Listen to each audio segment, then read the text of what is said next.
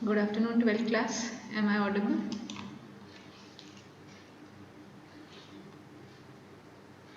जल्दी से बताओ। Yes, ma'am. Okay Yes, ma'am. Okay okay. नया चैप्टर स्टार्ट कर रहे हैं, इलेक्ट्रो। एलसी में कुछ पूछना है क्या आप लोगों को?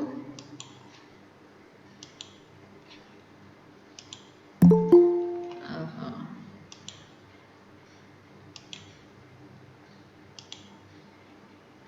चलो। Electromagnetic oscillation waves, electromagnetic waves. NCERT में अगर तुमको मार्क करना है क्या आ रहा है क्या नहीं, तो मैं बता देती हूँ।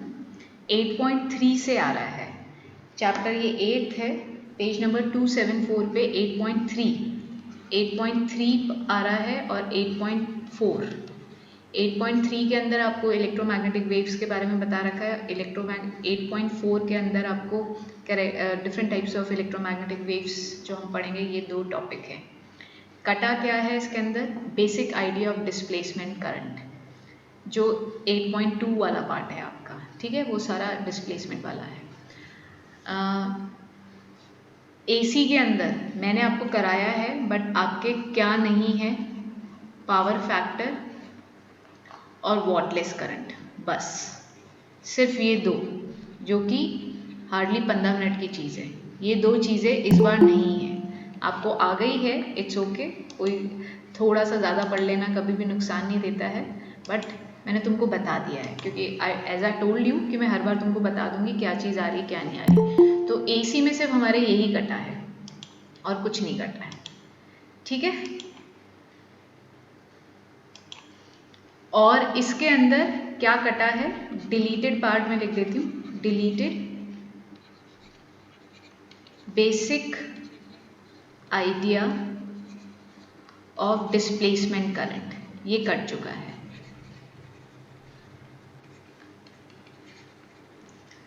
ठीक है।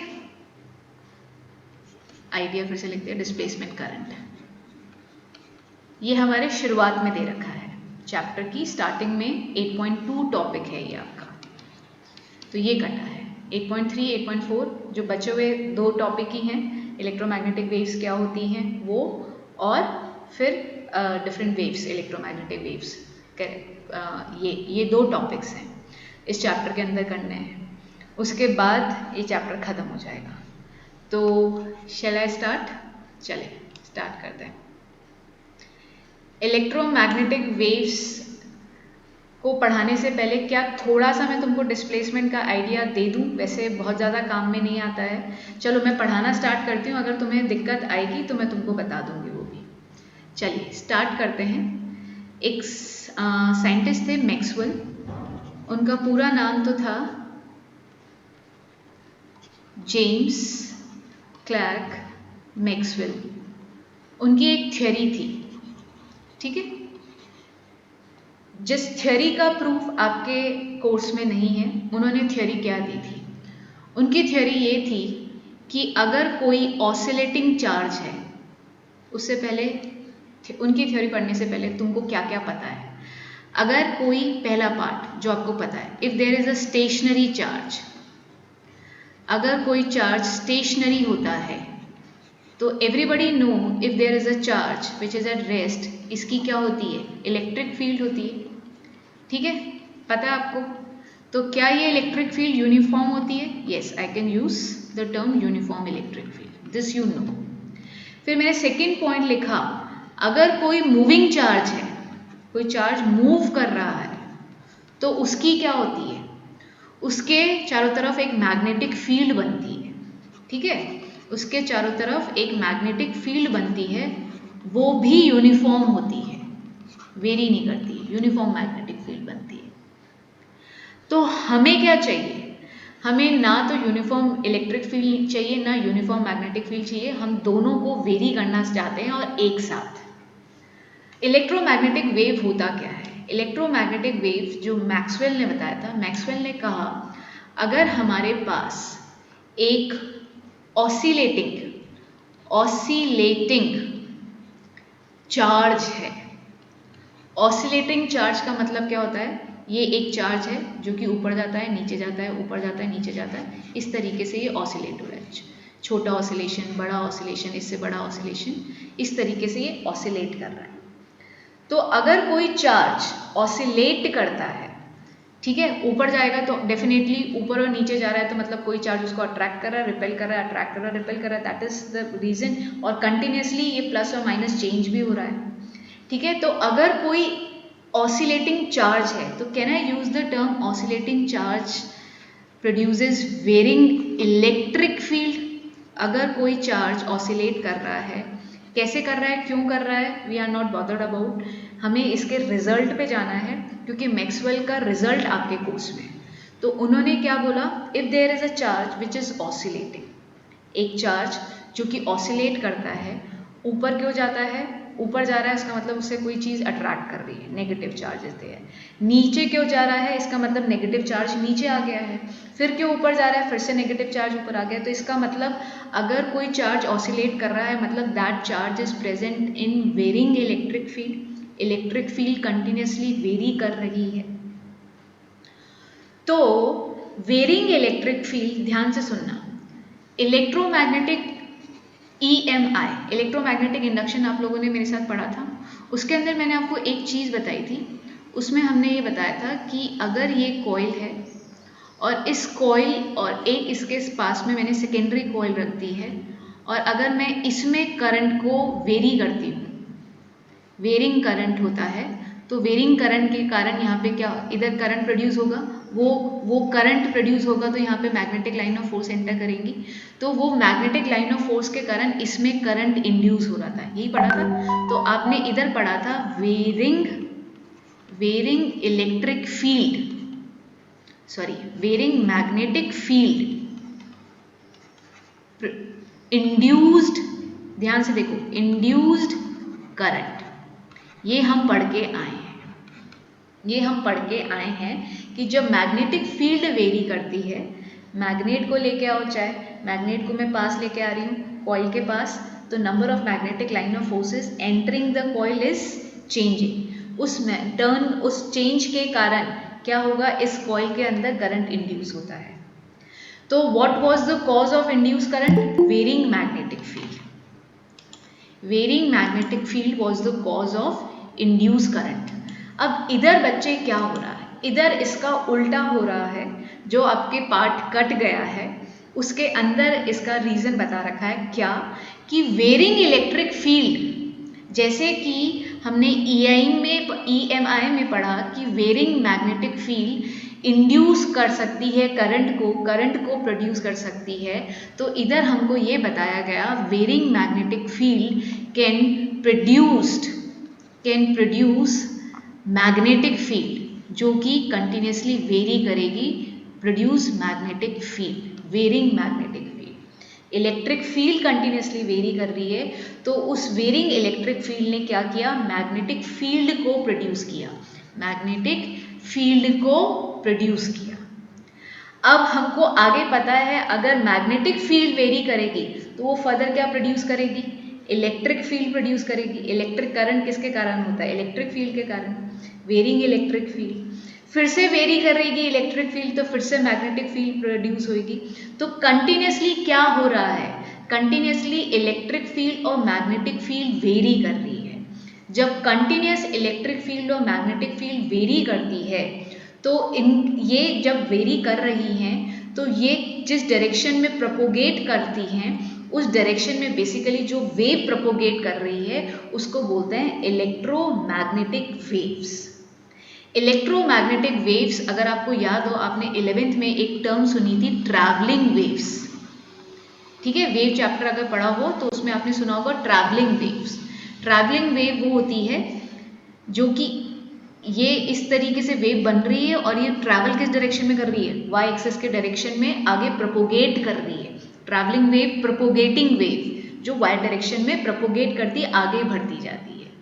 तो इधर भी क्या हो रहा है, फिर से सुनो, मैक्सवेल ने एक थ्योरी दी। उन्होंने थ्योरी क्या दी, उन्होंने थ्योरी दी कि अगर एक चार्ज है जो कि कंटिन्यूसली ऑसिलेट कर रहा है चार्ज को ऑसिलेट कराने के लिए बेसिकली इलेक्ट्रिक फील्ड वेरी करनी पड़ेगी। तो वो ऑसिलेटिंग चार्ज क्या प्रोड्यूस कर रहा है? इलेक्ट्रिक फील्ड प्रोड्यूस कर रहा है, वेरिंग इलेक्ट्रिक फील्ड प्रोड्यूस कर रहा है, वेरी कर रही है वो कंटिन्यूसली। उस वेरिंग इलेक्ट्रिक फील्ड के कारण क्या प्रोड्यूस होता है?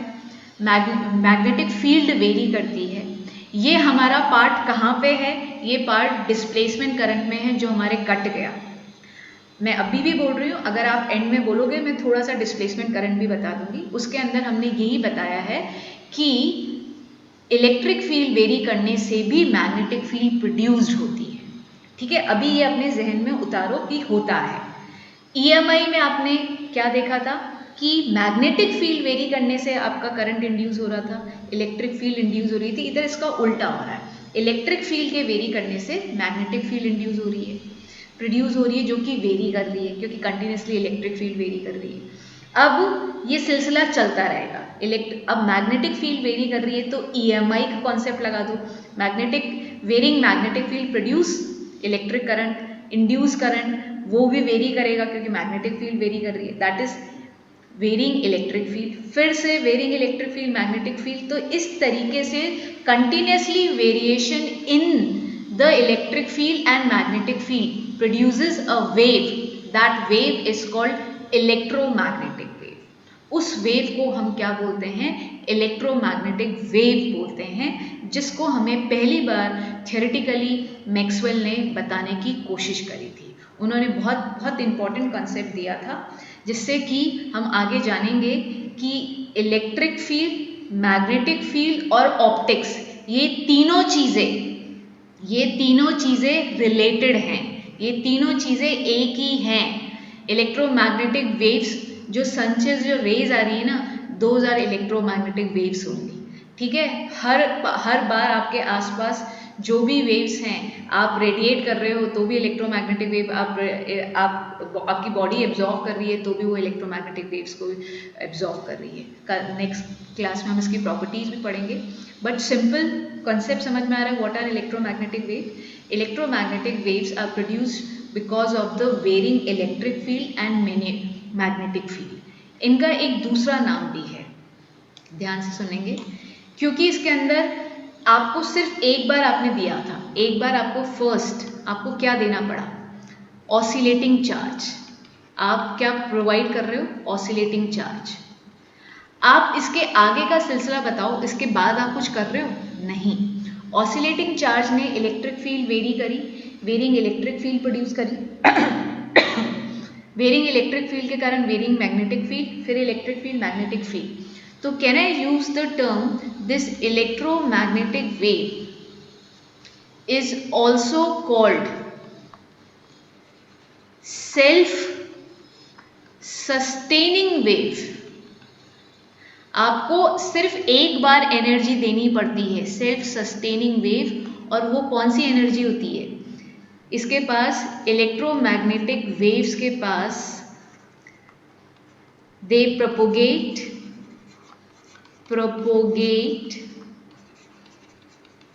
in the forward direction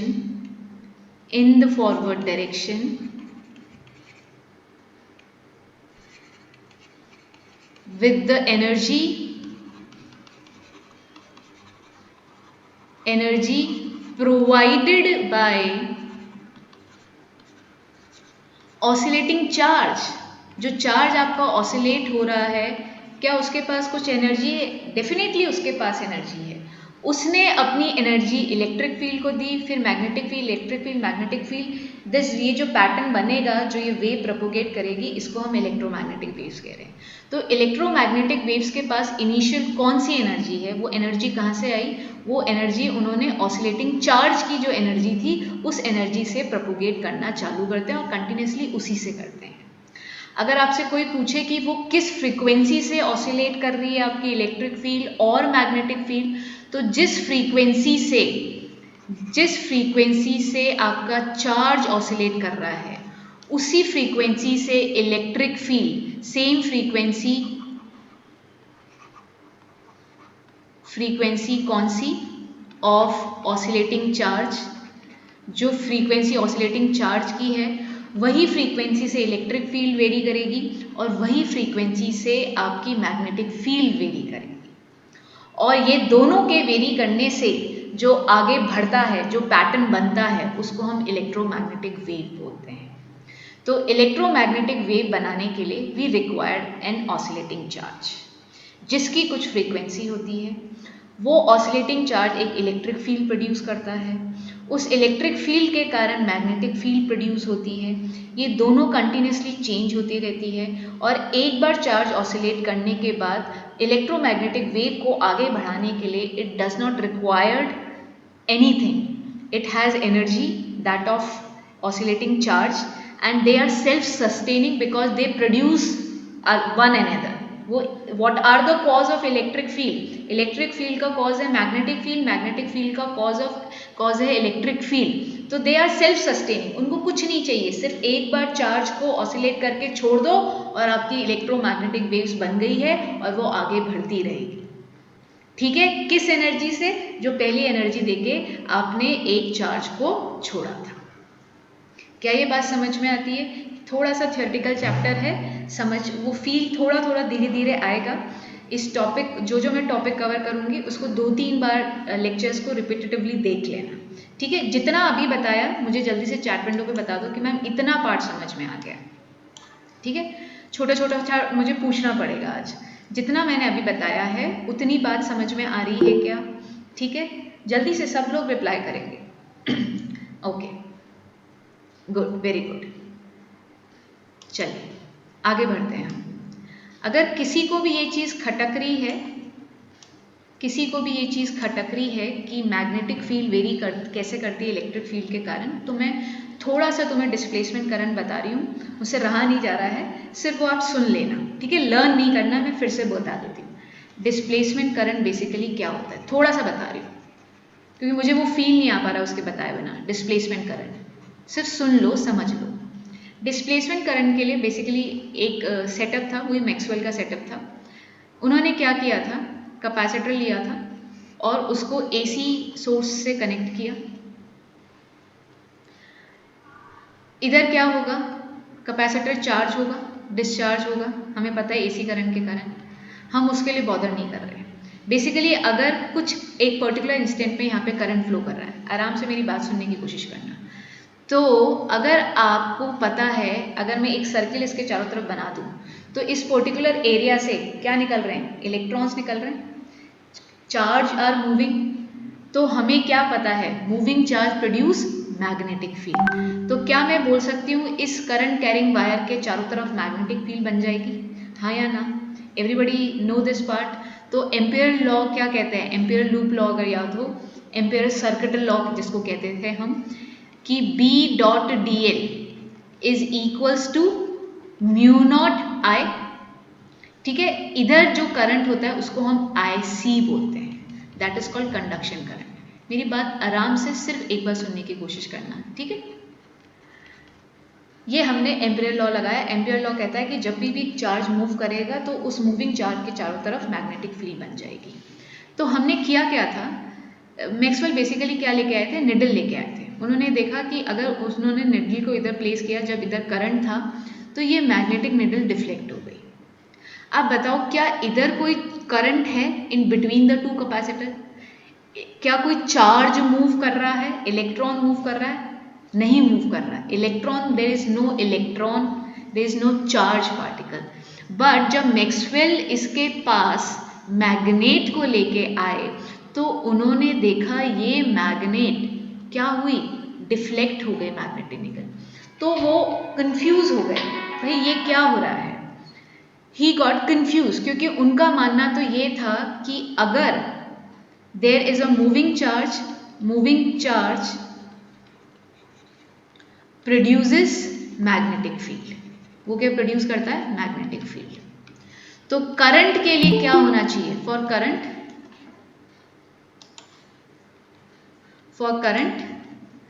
को प्रोड्यूस करने के लिए देयर शुड बी चार्ज, है ना, कोई चार्ज होना चाहिए। और चार्ज किस पे होता है, किसी पार्टिकल के ऊपर होता है। उनके हिसाब से अभी तक उनको क्या पता था, अगर कोई पार्टिकल है, पार्टिकल के ऊपर चार्ज होता है, अगर वो चार्ज मूव करता है, वो पार्टिकल मूव करता है तो करंट प्रोड्यूस होता है, करंट होता है, और वो करंट होता है तो मैग्नेटिक फील्ड होगी। अब इस बीच में इधर there was no charge, there was no charge, तो we got confuse, he got confuse कि भाई इधर कोई चार्ज नहीं है इन दो कैपेसिटर प्लेट के बीच में, सिर्फ एयर है, वैक्यूम कर लो आप, तो भाई इधर क्यों मैग्नेटिक फील्ड प्रोड्यूस हुई? इसका मतलब इधर कोई तो चीज़ है जो कि डिस्प्लेस हो रही है और उसके कारण करंट प्रोड्यूस हो रहा है, तो उस करंट को हम बोलते हैं डिस्प्लेसमेंट करंट। अब मैं तुम्हें एंड रिजल्ट पे ही बता रही हूँ, वो डिस्प्लेसमेंट करंट किसके कारण प्रोड्यूस हुआ है? वेरिंग इलेक्ट्रिक फील्ड, क्योंकि इधर कंटिन्यूसली इलेक्ट्रिक फील्ड वेरी कर रही है, यू नो दैट। मेरा सोर्स क्या है? एसी, तो कैपेसिटर कभी इधर पॉजिटिव होगा, ये नेगेटिव, कभी ये पॉजिटिव ये नेगेटिव, तो ये कंटिन्यूसली वेरी होता है, चार्जिंग डिस्चार्जिंग चलती रहेगी। ठीक है, तो इलेक्ट्रिक फील्ड जब वेरी करती है तो वो इलेक्ट्रिक फील्ड वेरी करने से भी मैग्नेटिक फील्ड प्रोड्यूस होती है। That was the needle, that was the reason कि आपकी मैग्नेटिक नीडल डिफ्लेक्ट हो गई। अगर कोई देयर इज नो चार्ज, अगर कोई चार्ज नहीं है, कोई चार्ज मूव नहीं कर रहा, तो फिर क्या है?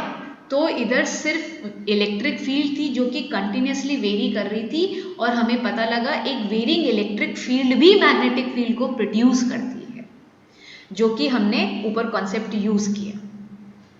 ठीक है, तो ये जो इक्वेशन थी एम्पियर की, इस इक्वेशन को मॉडिफाई कर दिया गया, और इसको मॉडिफाइड वर्जन क्या है इसका? ये मॉडिफाइड वर्जन है जो हम अब यूज करते हैं, IC plus ID, where IC is the current due to conduction motion of electron and ID is the displacement current due to the varying electric field। क्या आप समझ पा रहे हो? जो तुम्हारे कट गया है, ठीक है, इस ID का फॉर्मूला लिखूं क्या? सिर्फ लिख रही हूँ, तुम्हारे फिर से बोल देती हूँ, कोर्स में अभी हट चुका है, epsilon not d phi upon d t. D phi मतलब फ्लक्स, आपका इलेक्ट्रिक फ्लक्स, तो ये अभी आपको नहीं करना है, बट एटलीस्ट आपको ये एक्सपेरिमेंट पता होना चाहिए था, क्योंकि मैंने ऊपर क्या बोला था, मैक्सवेल की थ्योरी क्या थी? मैक्सवेल की थ्योरी ये थी कि ऑसिलेटिंग चार्ज के पास वेरिंग इलेक्ट्रिक फील्ड होती है, और उस वेरिंग इलेक्ट्रिक फील्ड के कारण मैग्नेटिक फील्ड वेरी करती है, प्रोड्यूस होती है, जो कि कंटिन्यूसली वेरी करती है। Now you got that feel कि मैम ने जो बोला था कि इलेक्ट्रिक फील्ड वेरी होने के कारण मैग्नेटिक फील्ड भी होती है, तो ये वो कॉन्सेप्ट इधर से आया था। ठीक है, आई जस्ट वॉन्ट कि आप उस वेरिंग इलेक्ट्रिक फील्ड वाले कॉन्सेप्ट को रिलेट कर पाओ। क्या कर पा रहे हो ये चीज को? Is this clear? क्यों? क्योंकि in between the two capacitor there is vacuum, there is no such charge which is moving. तो हमने अभी तक ये पढ़ा था कि करंट तो सिर्फ चार्ज के फ्लो के कारण होता है, बट इधर अगर कोई चार्ज नहीं है तो क्यों मैग्नेटिक निडल ने डिफ्लेक्शन शो किया? बिकॉज यहाँ पे क्या चेंज हो रहा था, क्या डिस्प्लेस हो रहा है? Magnetic field electric field very हो रही है। तो continuous variation in electric field produces magnetic field, और इस कॉन्सेप्ट को यूज करके उन्होंने क्या बना दी? Electromagnetic wave. ठीक है, चलो अब इसका हम मैथमेटिकल रिप्रेजेंटेशन देखते हैं। इसको पहले वेव डायग्राम में मैं तुम्हें शो करके दिखाती हूँ।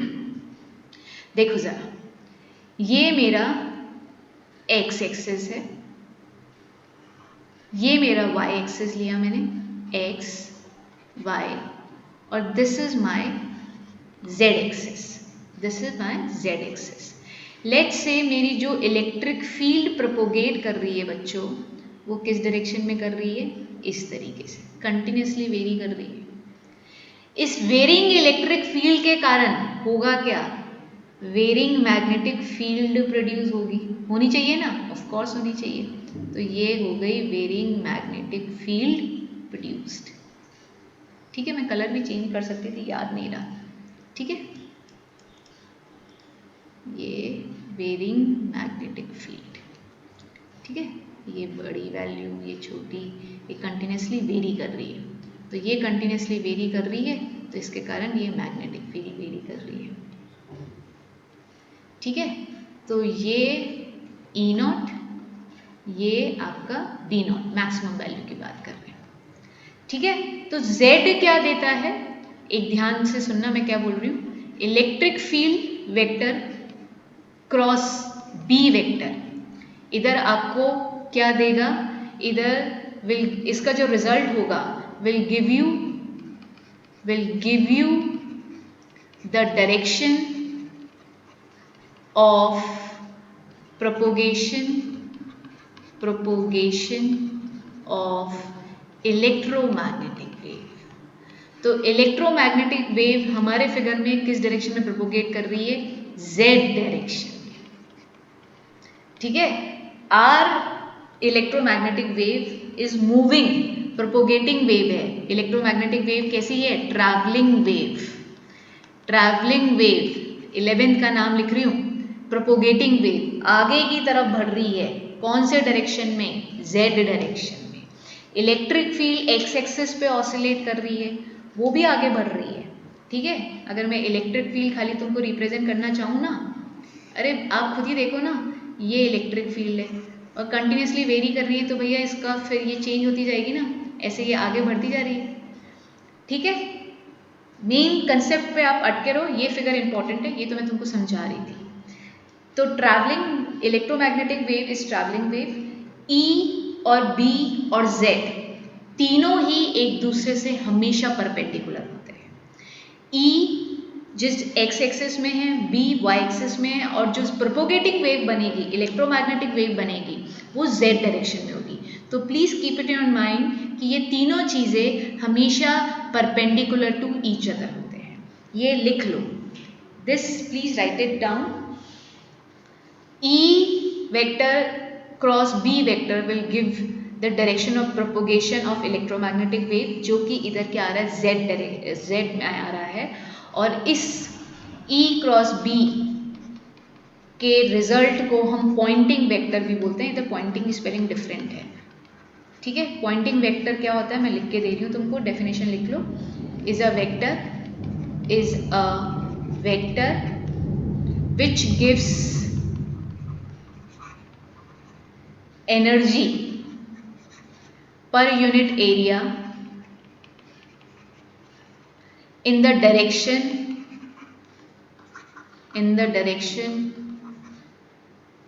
E cross B।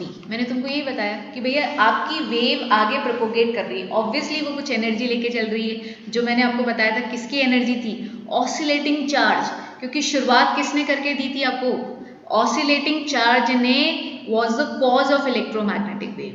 तो ऑसिलेटिंग चार्ज के पास जो एनर्जी थी, उस एनर्जी से इलेक्ट्रोमैग्नेटिक वेव आगे प्रोपोगेट करती है, ठीक है। तो please keep it in your mind, electric field, magnetic field and electromagnetic waves, they all are perpendicular to each other. अब पहला मैथमेटिकल क्वेश्चन, जिससे कि आपको थोड़ा सा फील आने लगेगा इस चैप्टर का, और ठीक है, तो देखते हैं। शैल आई स्टार्ट? ये लिख रहे हो तो लिखो, जरा जल्दी से बताना, लिख लो, आराम से लिख लो, जल्दी से मत बताना, ठीक है। हो जाए तो बता देना।